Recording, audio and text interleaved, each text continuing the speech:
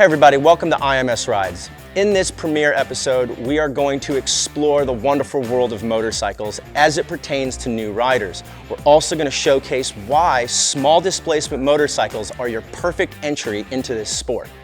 So today, we're going to talk about smaller bikes and why this Honda CB300R is the perfect starter bike. Let's talk about price.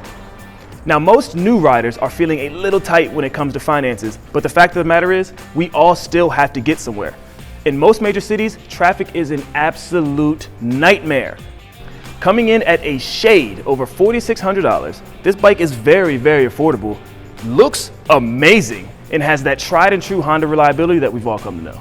When you buy your first motorcycle, you really want to consider one major thing. The motorcycle fits you.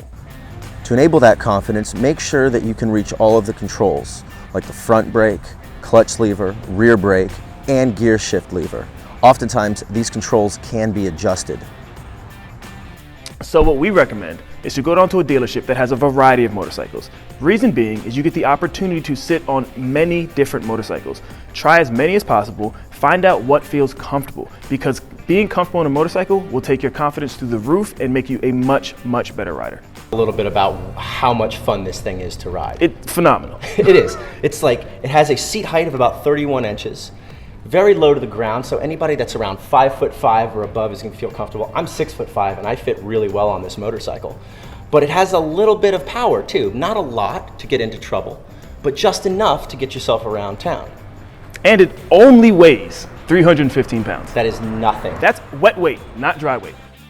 Think about the objections that most people say where they're like, oh, you need a lot of power to get out of a situation. So first, that's relative, right? Any sport bike is faster than the majority of cars on the road. However, in a city, you don't want a throttle that's extremely twitchy.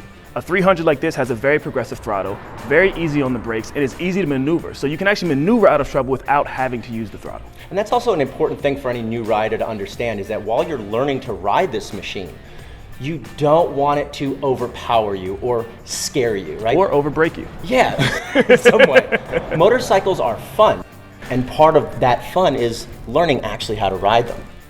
Throughout the entire season, we're gonna cover most small displacement motorcycles, proving that you don't need the biggest, fastest, most aggressive bike on the market.